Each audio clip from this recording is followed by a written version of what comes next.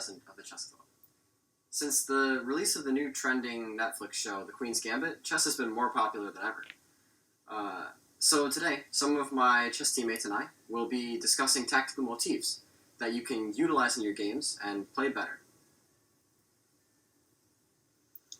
Hello, my name is Ian, and I am a member of our school's chess team.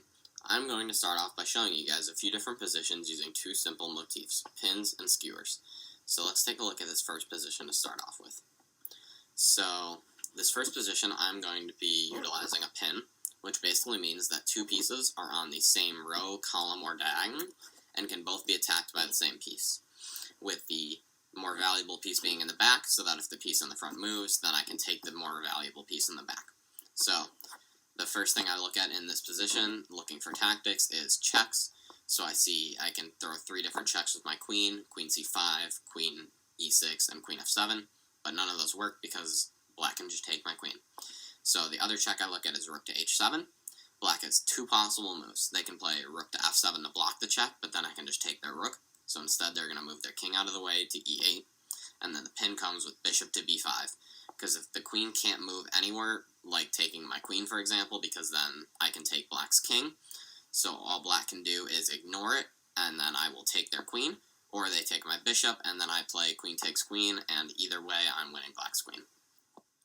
So the other tactical motif I'm going to be showing you guys is a skewer. A skewer is very similar to a pin, but it's sort of the opposite, because it still utilizes the attacking of two pieces on a column, row, or diagonal, but the difference is that the more valuable piece is in front, and when the more valuable piece moves, then the less valuable piece in the back is going to be free to take.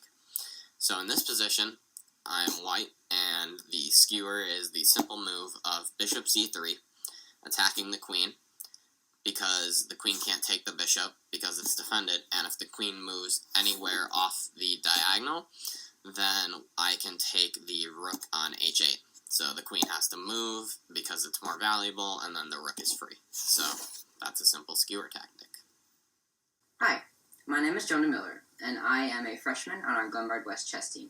And the tactical motif I'm going to be talking about is double attacks. A double attack is when you utilize one of your own pieces to make two or more threats to your opponent. And in this position, it is white to move, and white has a very nice move that threatens to win some of black's material, and it threatens checkmate. So, the answer to this is queen g3.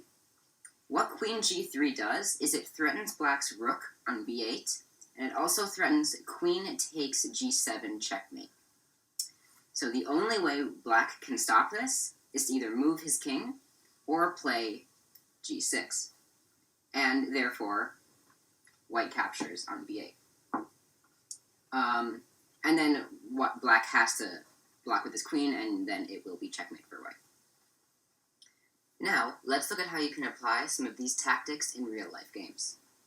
This position is a game between two very famous grandmasters, Garry Kasparov, who is the longest-reigning world champion to date, and Alexander Belyavsky. Now, this position is white to move, and the move that white played here is very, very bad for black, because it makes many threats that he cannot defend all of them. The answer is knight c6. What knight c6 does is it threatens the bishop on e5 and the queen on d8, as well as the rook on b8. So this is a triple attack. And the way black defends from this is queen f6. But the next move that white plays is a little surprising. White takes the bishop on e5 for the one reason where if black takes back, then white can apply the tactic called a skewer. Bishop f4. It skewers the queen to the rook, as well as a double attack with the rook and bishop threatening the queen at the same time. Alright, so my name's Matthew. I've been on the chess team for 4 years now, and the next tactic we're going to discuss is called overloading. And overloading is basically you put so much pressure on something that it collapses. Like if you put too much weight on a scale, like a scale or like an elevator, they're just going to break down, and that's kind of an analogy you can relate to overloading. And we can see in this position that the queen and the rook are nicely lined up on a file, right? Where there's nothing in its way.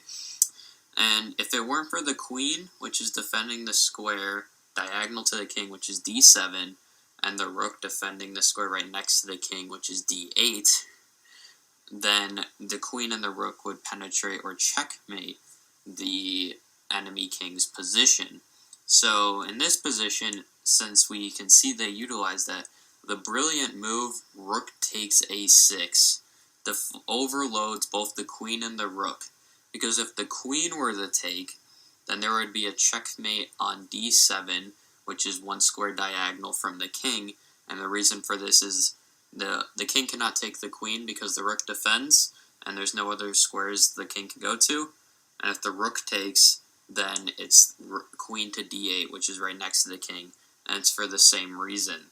Therefore, both the rook and the queen are overloaded. And hello again, my name is Nathaniel. I will be covering attraction and deflection tactics.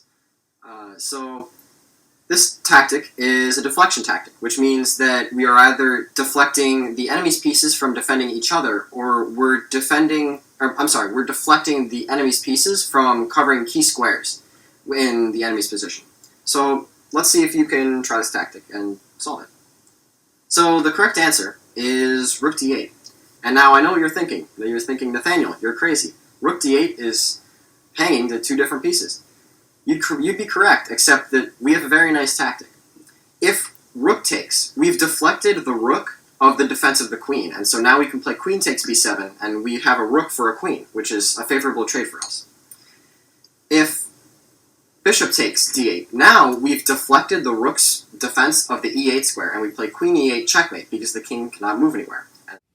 So to end off this lesson, I just want to talk about how we as chess players find these tactics so fast and how we analyze positions. The largest part of finding tactics fast is repetition. We have looked at hundreds, if not thousands, of tactical puzzles, so we can apply a pattern that we've seen in a previous puzzle to this new puzzle that has a similar position.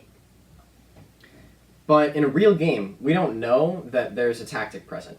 So we use this chess analysis triangle to analyze our position and to find and create tactical opportunities. The first part of this chess analysis triangle is material. How many pieces do we have on the board, and how many pieces do our opponent have on the board? Also, it is what's the subjective value of each of the pieces compared to our opponents. Because at the beginning of each game, each piece is awarded an amount of pawns. 1 pawn, 5 pawns, 3 pawns, 3 pawns, 9 pawns, infinite, because if you lose the king, then you lose the game.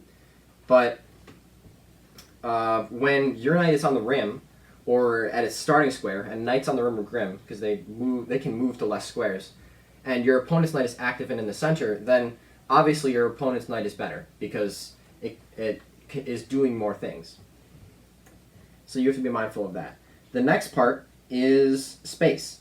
Space is not just how many squares you have behind your furthest advanced pawns, it's also what squares can your pieces move to? What squares are your pieces controlling? And how many squares can they move to? Because if you have more space, you're going to be able to maneuver your pieces better. And if your opponent has less space, it's going to be harder for him to move his pieces to defend threats that you make, and the mistakes that he or she makes will be more vital because you have less chances to recover with less space. Finally, we have time. Time isn't the amount of time that I have on my clock. Time is how many moves do I use for each piece. Because in the first 20 moves, it's very important because it's all about piece placement. It's getting your pieces active, it's getting space, and it's castling your king to make sure that he's safe for the middle game. But in the end game, it's different. It's about making sure that you can stop your opponent's pawns, and making sure that your king doesn't get into a bad position. Thank you for watching this video, and have a great day.